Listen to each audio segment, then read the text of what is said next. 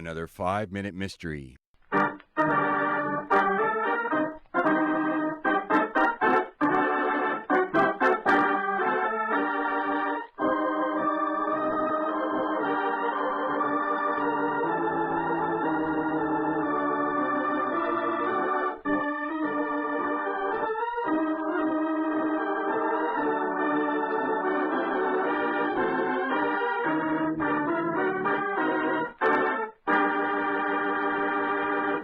Our story takes place in Greens Gap, a small town in the Southern Cavern District.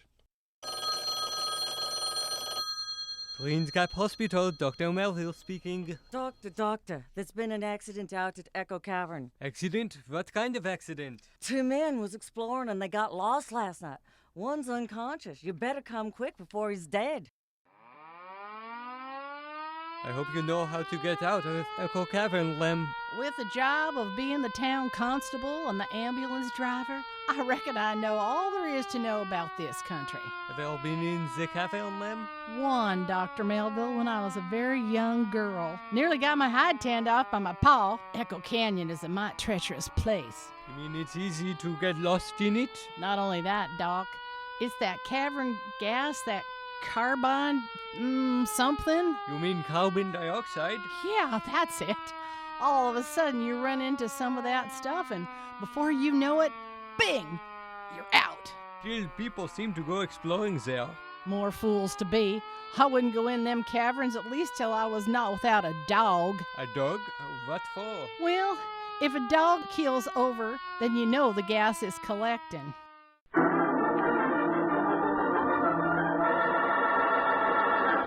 I'm afraid, Mr. Gatty, your friend is dead. Oh, Patsy, it was from the gas, wasn't it, Doc? That's what it looks like to me. Why did you go in that cavern anyway? Patsy asked me to. He never seen a cave before. How far did you go in? Well, it didn't seem very far, but all of a sudden we lost our way. And where was that? Well, how do I know whereabouts it was if we was lost? We tried to trace our way back, but it wasn't no use. Patsy started to get scared. It's kind of funny to see a big guy like that get scared. Yes, he is rather big, isn't he? Yeah, 6'4". The mob used to call us Mutt and Jeff. And then what happened? Well, I was a little scared myself, but we stuck together. You know, walking in the dark with only my flash from the car.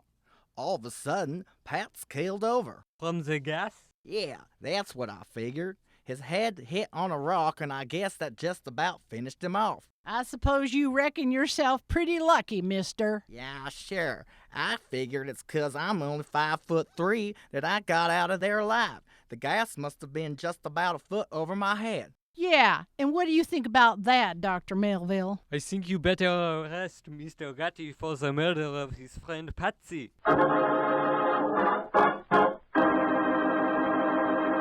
What was the flaw in Gatty's story? Do you know it? In a moment, we'll hear from Lem and Dr. Melville.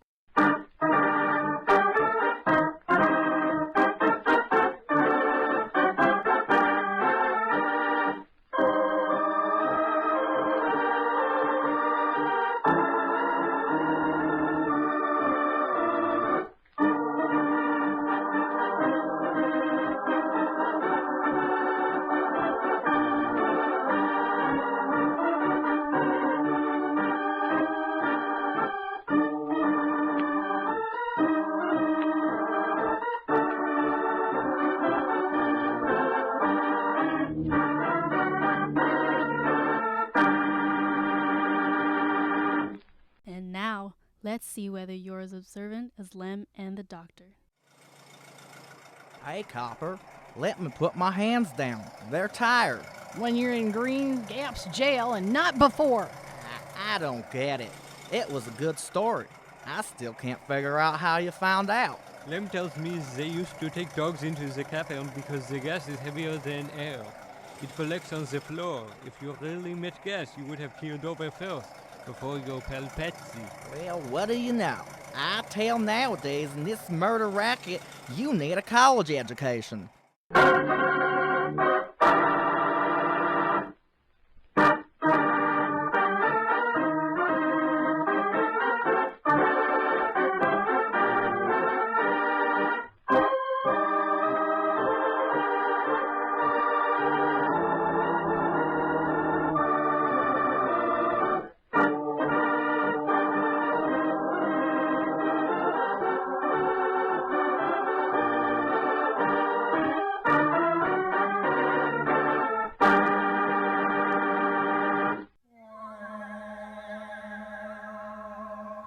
Countdown for blastoff. X minus 5, minus 4, minus 3, minus 2, X minus 1, fire! From the far horizons of the unknown come transcribed tales of new dimensions in time and space. These are the stories of the future, adventures in which you'll live in a million could-be years on 1,000 maybe worlds. The National Broadcasting Company presents X minus 1. Tonight's story, Mars is Heaven. When the first space rocket lands on Mars, what will we find? Only the ruins of a dead and deserted planet, or will there be life? Intelligent life in some strange form that we can only imagine. Will we be welcomed with open arms, or will the Martians treat us as invaders? Only one thing is certain. Someday a giant metal ship will take off from the Earth to travel through the black velocities, the silent gulfs of space, to descend at last into the darkness of the upper Martian atmospheres. On that day, man will finally know the answers. The day we first land on Mars. Now hear this. Approaching critical deceleration. Fasten gravity suits. Stand by to land. There it is! We've intersected the course vector, sir. All right, Mr. Lustig. Over the manual control. Aye, sir. Masters, sound general quarters. Aye, aye, sir. Mr. Lustig, what do you make of the terrain? There seems to be a heavy ground mist, Captain. We won't be able to use the infrared lights. Then we'll have to come on radar. Isn't that a little risky, sir? Landing in the dark? I'd rather run the danger of blind landing, Lieutenant, than come in without the cover of darkness. Remember, we don't know what kind of reception is waiting for us down there. Airspeed 500. Altitude now 4,000. Bridged engine room. Stand by for deceleration. Fire forward tubes 1 and 3. Steady she goes, Mr. Lustig. As she goes, sir. Airspeed 100. Altitude 1,000. Radar indicates a level stretch dead ahead, sir. Skids down. Skids checked. Altitude 500. 4. 35. 3. Up a point now. All right. Let's set her down. Yeah, we made it! Cut the power masters. Pipe battle stations. Aye, aye, sir. All secure, sir. Gentlemen, we are now on Mars. April 20th, 1987. 4:33. Greenwich time. Enter that in the log, masters. Aye, aye, sir. Well, gentlemen, it's less than 2 hours till dawn. As soon as it's light, we'll send out a landing party. Masters, give me an all-over hookup. We're all set, Captain. Now hear this. All right, men, the smoking lamp is lit. Well, we're on Mars, the first manned ship from Earth to land here. We don't know what we're gonna find or what dangers we may face. We're 17 men on an alien world.